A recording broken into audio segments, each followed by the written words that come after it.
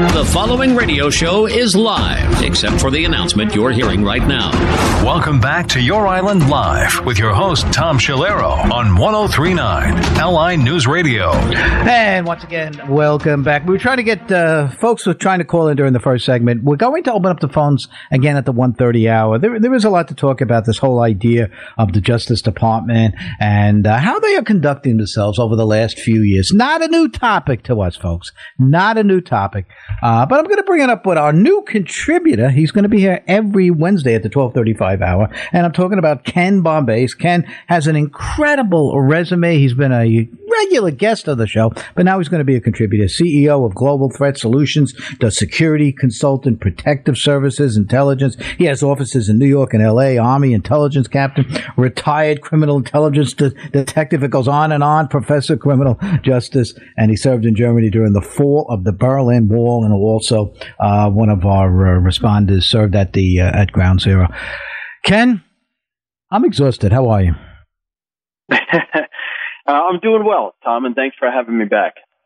Yeah, what do you think? I started off the show. I don't know if you were able to tune in, but this whole idea of the Department of Justice look, we've almost accepted it, and I don't want to accept it. And first of all, and I think you're kind of like me. We don't really believe in conspiracy theories and so on. This is a big conspiracy, but we all know that when Donald Trump came down that escalator, my God, people never thought this would happen. It does happen. And how many years later? That's 7 years. He came down in 2015, a year before the 2016 election. 7 years. It's 7 years we're watching this stuff. And now that the Democrats control the Department of Justice, it just seems every time you turn around, they're doing something against the Trump people, I'm going to call them. And I think it finally came to my realization, because I've been, as you know, I think all Americans know Mike Lindell, the pillow guy, and it's always great to see companies flourish in this country, because that's what capitalism's all about. That's what American entrepreneurship is all about.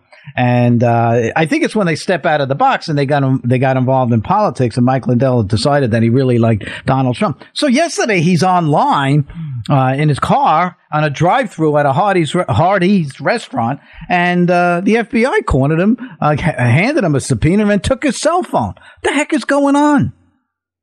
Yeah, it's crazy. It is crazy. We've been talking about this so long now, but it's so hard. Some people say, well, look, this isn't about Hillary Clinton. This is about Donald Trump, and he has classified information at his residence. And I understand that, and that's true. And by the way, he shouldn't have that type of information at his residence. But you can't talk about, they've made it impossible to talk about this topic without referring back to something, because it was so strikingly similar. It was our Secretary of State, someone who was also running for president, and 32,000 emails. And Tom, it's so much more vulnerable than this is. Let's be honest here. I mean, these are paper copies of documents. Not good. Should not be there. I'm an intelligence officer. I had a TSSCI clearance. I get it. But it is in a facility that's guarded by the Secret Service with a former president there. You can't suggest that that's more vulnerable and dangerous than having them on an personal email server.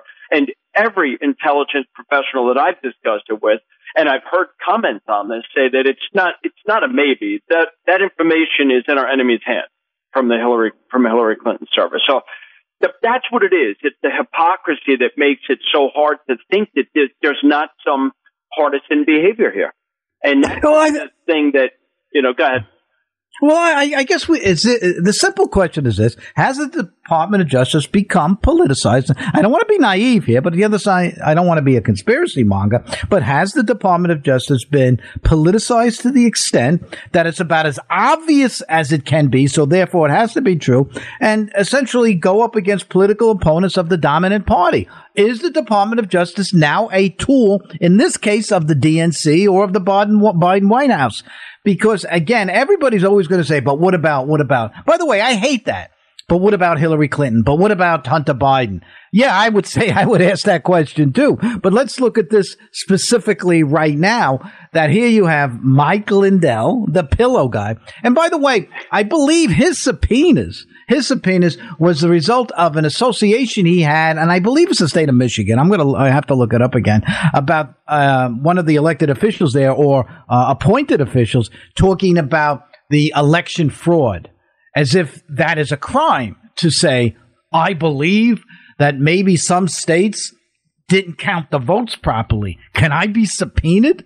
Can you take my cell phone for saying that? It almost seems that that's the part of the investigation, because they're investigating that, as you know, Ken. They're investigating January 6th, and now they're investigating, as you spoke about, is these secret documents. So what is the Department of Justice doing? Is it Donald Trump all the time, Donald Trump? Is that what it is? Yeah, that's what it looks like, and that's what it seems like, Tom, because again, if we're going to sit, the parallels cannot be ignored. If you're going to sit here and talk about, I was listening in before I came on. I, too, am not a conspiracy theorist, and I don't like to talk about the election was stolen just because I haven't seen solid enough proof that it was voter fraud, that there was enough voter fraud to, in my opinion, my personal opinion, I haven't seen that. However, what if we go back a little earlier than that with the Russia hoax? Can there be an argument made that the election was overturned? And that has been proven to have been not only a hoax, but to have been orchestrated by the Clinton campaign. And that's where again, the injustice of hypocrisy comes out. And we're like, look at the attention. The FBI are stealing phones in a drive-thru. And look at what happened with that. All we heard was, well, yes, she was completely negligent and there was classified information there, but no reasonable prosecutor would do this. You can't ignore that. And as far as the DOJ and have they become weaponized? Well, what I would say is this. The DOJ, no. The problem is a very small, you could even say microscopic element is partisan and is working on partisan lines. The problem is they're influential. They're working in the highest echelons of this agency, and they're the ones in many cases calling the shots. That's the problem. I say that because we have so many prosecutors, federal prosecutors, and FBI agents all working hard out there every day to keep us safe. I don't want to say that the agencies have become partisan, but yes, there's a very influential element at the top of these agencies. Clearly, that's what it appears to many Americans right now, is the hypocrisy. How could you ignore it? How could you ignore the difference in treatment between the two scenarios? And Ken, you're 100% right on. And I'm like you, too. I take a very pragmatic approach. I don't believe in conspiracy theories. But this just happened, by the way. This was a couple of days ago. They served 30 subpoenas. I'm picking on poor Mike Lindell because he's the most colorful. And when I say that, he's created his own little empire within the pillow business. Now he's selling bed sheets and all this other stuff. But he made the mistake of stepping out of his box and going with somebody that the Department of Justice has essentially declared as political enemy number one in this country, going back from the day he won the 2016 election. And now I think a lot of us as Americans, we got to start, and myself included in that, sit back and say, what the heck is going on here? And again, a person has the right to say they don't think, even if you are an elected official or a bureaucrat or whatever, you have the right to say, I don't think the election was above board. I saw some things I didn't like and so on. And we're okay with that. Nothing's going to change. Joe Biden is still going to be the president. Don't worry, everybody. He's still going to be there to keep inflation going the way it's going and the gas prices to somewhat go back up again. And we're okay with that, okay? Because he's the people that got elected. And as Ronald Reagan said, there's nothing wrong with this country that a good election can't cure. Come November 8th, yes, maybe that's the case. Come November of 24, yes, maybe that's all the case. So when one puts this together, we have to come up with something that makes sense to us. This does not make sense. And I'll say this, but what about? I'm going to do a what about. Hunter Biden buys a handgun. And as a former police officer, you know what's involved. You fill out that form. You're familiar with the form. Yeah. A civilian goes into a gun store, fills out the form. And I've done it many times. Okay. And there's a whole bunch of yeses and nos and so on. You pretty much got to answer everything. I think it's everything no, except for the citizenship. You got to answer yes. Okay. There is one that says, have you ever had a problem with drugs or been put in a confinement or saw a doctor as a result of drug abuse? Well, he lied. He lied on that form. Obviously lied on that form. And it says at the bottom of the form, it says that any false information is punishable by a felony, United States Code, whatever. So everybody knows that. So then he took the gun, I guess, in a drug rage. He threw it in a dumpster. A legally purchased handgun that wasn't so legal because he lied on the form itself. Now, that alone would probably get anybody at least an interview by the FBI or any federal authority, ATF or what have you, for lying on that form. We're trying to keep guns safe in this country, and we're trying to do the appropriate background checks. But yet, if we have to analyze that this is going to be a one-sided prosecution, then Hunter Biden could lie all the damn he pleases on these forms for whatever he wants to do, in addition to making deals with the Chinese, the Ukrainians, and the Russians, and so on. So, yes, we have a problem. And that's what I can say. We have a problem. Right. I mean, listen to what you were just saying now, Tom. I mean, with what's going on in Mar-a-Lago, the intense scrutiny that Trump has received for so many things, not just this. Like I said, yes, he should not have had classified information there. It's the treatment and the response to it, the timing of this. It's very highly suspicious. What is it, 18 months they've had it, but was so critical. Just today, the DOJ is saying if Trump's attorneys are allowed to delay any longer, this could be irreparable damage to our country because of those documents. You weren't saying that with the 32,000 emails. You weren't worried about that at that point. You know, so when people see these differences in treatment, it's hard to ignore those things. And the problem is the credibility of that, because it translates to everything they do in the DOJ, and then people are going to have trust issues with that, and that's something we really can't afford, you know. And like you're saying, look at how much effort has gone into January 6th and is going into this investigation right now at Mar-a-Lago. My God, they're talking about doing an intelligence assessment of what if this stuff were to have gotten out, the stuff that's at Mar-a-Lago, what would it have done? How hard is it to have looked into the visits to China and Ukraine and the dealings, the business dealings? Mike, anyone, a elementary investigator could figure this out. Go check out some bank accounts. How do these people have so much money all of a sudden? I mean, if it's either there or if they received money that in some way trickled down and it's in Joe Biden's accounts, that's a problem. And that's like the most rudimentary investigation to be conducted. They just don't want to do it. There's no political will to do that. That's the problem that people have with this. If we're going to sit here and scrutinize and say, listen, no one's above the law, not even former presidents, well, then no one's above the law. Let's go where it leads us. And my God, there's a lot to lead them someplace when you look at Hunter Biden, his business dealings, Ukraine, China, and Joe Biden and his brother. You look at those things, why is nothing being done? And when you look at, I still think not enough has been done to investigate this Russia hoax that could have very well influenced an election. And we know now it's been proven that it was orchestrated by them. So what's going to happen with that? That's pretty serious stuff, right? I mean, January 6th is never going to end. They're going to go on and on with this till the 24 election. And for political reasons.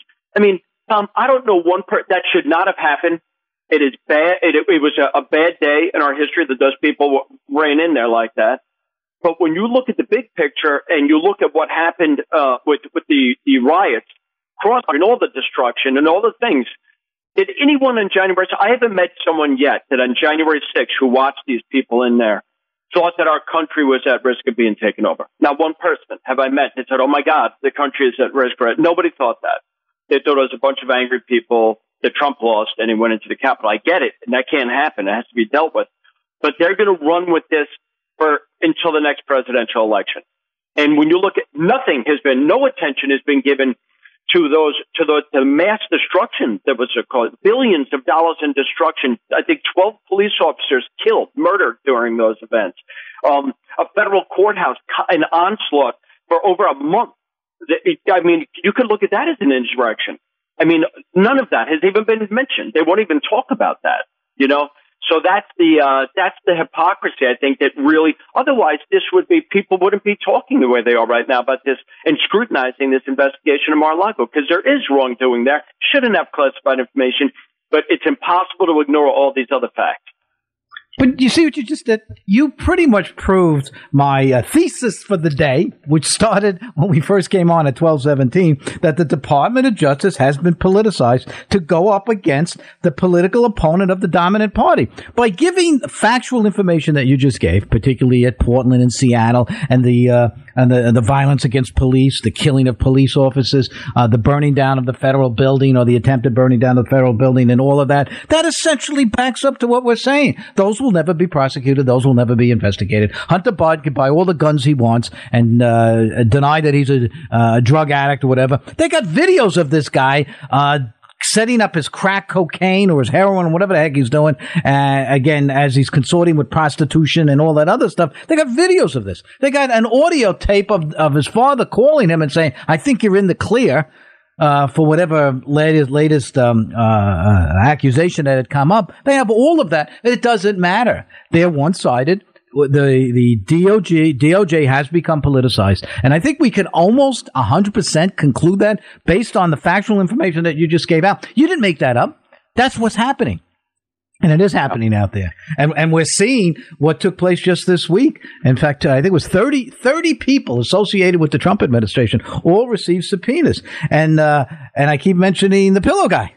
Okay, Mike Lindell, his subpoena, and I think he posted his subpoena on Tuesday night that it basically said there's an official criminal investigation of a suspected felony is being conducted by an agency of the United States, and a federal grand jury is also investigating. That was what it said on the subpoena. What is this agency? Who is the federal grand jury? They're all there. It's called grand jury proceedings are secret. We could say the agency is the DOJ. We could say that. And that the FBI is there to carry it out. You know who I feel for the most is the field agents. I guess they go to work, right? And you worked in law enforcement, and your supervisors come to you and say, "Oh, Mike Lindell, we understand is pulling into a Hardee's in a drive-through to get himself a hamburger. Can you cut him off and give them this and take the guy's cell phone? I mean, really." And the agent's going to follow orders, but we all have brains and we all have feelings, right? And we're thinking, "Are you kidding me?" But you're going to do it anyhow, Ken. Yeah, I mean, that's exactly what's happened. I've worked so closely with so many FBI agents throughout my career, and even recently in my current role. And you feel for them because they're out there doing the work. These are people protecting America and our interests every single day, and they have to deal with this nonsense on the news every day. Like you said, it's so important to highlight that this is this beltway element that's in their headquarters elements that has this political affiliation and it's really done tremendous damage to the FBI and the DOJ. Exponential damage way beyond their numbers. It's a small number of people that are doing this, but unfortunately, they've really done massive damage to their to the reputation of these agencies. And recently, Tom, I don't know if you heard this. There's some whistleblowers. I think you're going to see more stories coming out, but they said there's a whistleblower in the FBI that said that there was senior FBI people went into the SCIF, which is where you sort out where you could handle top secret SCI information. And they smuggled in cell phones. And these whistleblowers are saying that they got caught. They saw cell phone signals coming from within and nothing's happened. Ultimately, the word was, we're not going to follow, we're not going to do anything with this. That is really, really serious when you're talking about mishandling of classified information.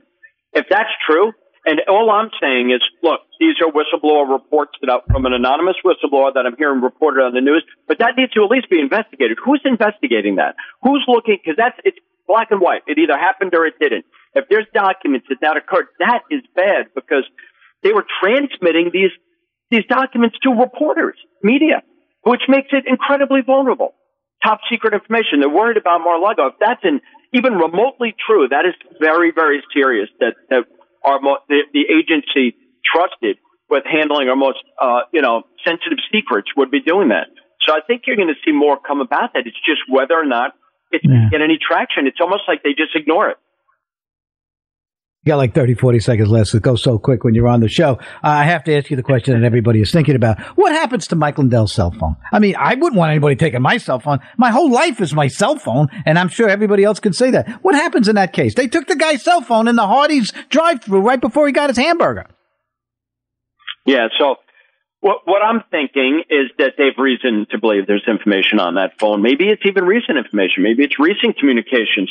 And, these people would have to be very inexperienced to think that they're not listening or getting information off of these phones right now. This is an active federal investigation. And if there's anybody intimately in President Trump's circle or those that they're investigating right now, they should all be assuming that people are listening to their phone calls and reading every message that goes in those phones.